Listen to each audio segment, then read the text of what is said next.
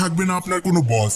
আপনি সম্পূর্ণ একা নিজের ইচ্ছে মতো ঘুমাতে পারবেন। আপনার কাজ থাকবে শুধুমাত্র দেখা যে এই লাইট হাউসের লাইটটি ঠিকঠাক ভাবে জ্বলছে কিনা। যদি লাইটটি কখনো বন্ধ হয়ে যায় তাহলে সাথে সাথে লাইটটিকে অন করে দিতে হবে। ব্যাস এইটুকুই আপনাকে করতে হবে।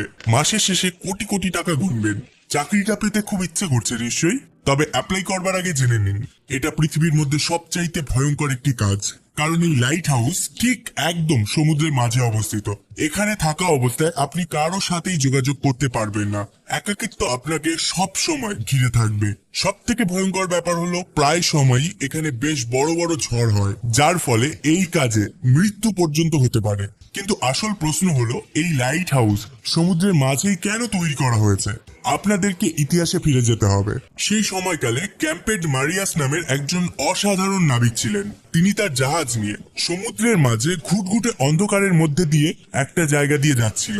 ঠিক তখনই সমুদ্রের নিচে থাকা একটি বৃহৎ আকার পাথরের সাথে জাহাজের ধাক্কা লাগে। সেই সময় জাহাজগুলো তৈরি করা হতো কাঠ দিয়ে, যার কারণে পাথরের সাথে জাহাজের ধাক্কা লাগায় জাহাজের নিচে খুব সহজেই ফাটল ধরে যায় এবং জল ঢুকে বেশ ক্ষয়ক্ষতি হয়। কিন্তু সময় মতো ক্যাম্পেড মারিয়াস এবং তার সঙ্গীরা জাহাজটাকে মেরামত করতে সক্ষম হয়, ফলে তাদের প্রাণ বেঁচে যায়। এই দুর্ঘটনার পরেই ক্যাম্পেড মারিয়াস এর একটি সমাধান খুঁজতে থাকেন। তিনি এমন কিছু তৈরি করতে চাইছিলেন যার মাধ্যমে জাহাজের নাবিকেরা এই সব বিপদ থেকে আগে থেকেই সতর্ক হতে পারবে। কিন্তু এখানে মহা দুশ্চিন্তার কারণ হয়ে দাঁড়ায় প্রশান্ত মহাসাগরের বিশালতা। হাজার হাজার বছর আগে যখন নাবিকেরা এই বিশাল সমুদ্র পাড়ি দিয়ে যাতায়াত করত, তখন তাদের সমুদ্রের নিচে থাকা কোনো কিছু সম্পর্কেই কোনো ধারণা থাকতো না। সেই সময় পথ নির্দেশনার জন্য কোনো রকম প্রযুক্তি ছিল না যেটা তাদেরকে রাস্তা চিনতে সাহায্য করবে। আর এই দিক নির্দেশনার সমস্যা থেকেই অনেক সমস্যার সৃষ্টি হতো। এরপরেই মূলত লাইট হাউস তৈরির যাত্রা শুরু হয়। মিশরের ভূমধ্যসাগরের পাশেই ছিল আলেকজান্দ্রিয়া। সেই সময় সেখানকার শাসক ছিলেন টলেমি দা সেকেন্ড ফিলাডেলফিয়া। কিন্তু এই রাজ্যের জন্য সেই সময়ের সব থেকে বড় সমস্যা ছিল তাদের অবস্থান বা লোকেশন, যার ফলে এই শহরে বাণিজ্য করতে আসা জাহাজগুলো যখনই এই রাস্তা পার হতো তখনই খুব সহজেই পাথরগুলোর সাথে জাহাজগুলোর ধাক্কা লাগতো। আর এর ফলে কখনো কখনো এইসব জাহাজগুলো ডুবে যেত। তাই দিন দিন এই রাজ্যের বাণিজ্যিক জাহাজ কমে যাওয়ার কারণে রাজ্যটি অর্থনৈতিক দিক থেকে অনেকটা পিছিয়ে পড়তে থাকে। টলেমি তখন তার রাজ্যকে রক্ষা করবার জন্য সেই সময়ের সবচাইতে বিখ্যাত আর্কিটেক্ট সস্ট্রাস অফ সিনাডাসের কাছে যায়। দুইজন মিলে চিন্তা করে একটি ধারণা বার করেন। সেই ধারণাটি ছিল সমুদ্রের জলের ওপর তারা এমন এক দুর্গ গড়ে তুলবেন যার উপরে থাকা আলোক রশ্মি সমুদ্রে থাকা জাহাজগুলোকে গাইড করবে। কিন্তু তখন তিনি ভাবতে পারেননি যে তিনি যা করতে চলেছেন সেটা এক সময় পুরো পৃথিবীতে অন্যতম একটা সৃষ্টি হয়ে উঠবে, যা পুরো পৃথিবীতে আলেকজান্দ্রিয়ার বাতিঘর নামে পরিচিত হয়ে উঠবে।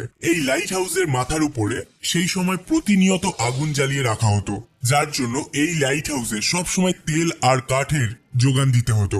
মূলত সস্ট্রাটাস আলোর রশ্মি বা তীব্রতা ছড়িয়ে দেওয়ার জন্য সেই সময় আয়না বা লেন্স দিয়ে একটি ডিজাইন তৈরি করে, যাতে করে এই লাইট হাউসের আলো অনেক দূরে থাকা জাহাজের নাবিকদের পথ দেখাতে পারে। যখন এই লাইট হাউসের নির্মাণের খবর ছড়িয়ে পড়ে তখন নাবিকেরা যেন স্বস্তির নিঃশ্বাস ফেলে, কারণ এখন তাদের আলেকজান্দ্রিয়াতে আসার পথে তাদের আর পথ ভুল করতে হবে না। পাথরের আঘাতে জাহাজও ভেঙে যাবে না। আর এইভাবেই লাইট হাউসের আইডিয়া পুরো পৃথিবী জুড়ে ছড়িয়ে পড়তে থাকে। কিন্তু সময়ের সাথে সাথে বাণিজ্যিক জাহাজের সংখ্যা যত বাড়তে থাকলো ততই সমুদ্রের যেসব জায়গায় পাথরের উচ্চতা সমুদ্রের জলের উচ্চতার কাছাকাছি কিংবা যেখানে অনেক বেশি পাথর রয়েছে, যদিও প্রথম দিকে লাইট হাউসে সব সময় আগুন জ্বালাতে হতো, লাইট হাউসগুলোতেও আগুনের পরিবর্তে বৈদ্যুতিক বাল্ব ব্যবহার করা শুরু হয়। সমুদ্রের বুকে জাহাজগুলো নিরাপদে যাতায়াত করতে পারে। কিন্তু এই লাইট হাউসকে যারা পাহারা দেয় তারা নিঃশব্দে নিজেদের কাজ নির্জনে করে চলেছে। এমন অনেক লাইট হাউসের গল্প প্রচলিত আছে যা আপনাকে একটি রাতও লাইট হাউসে কাটানোর সাহস যোগাবে না। আর এই জন্যই তো কোনো স্বাভাবিক মানুষকে এত পারিশ্রমিক দেওয়ার পরেও নির্জন এই লাইট হাউসগুলিতে তারা থাকতে চায় না, কারণ কেউ কখনোই নিজেকে এই ভয়ঙ্কর এবং নির্জনতার মাঝে হারাতে চায় না।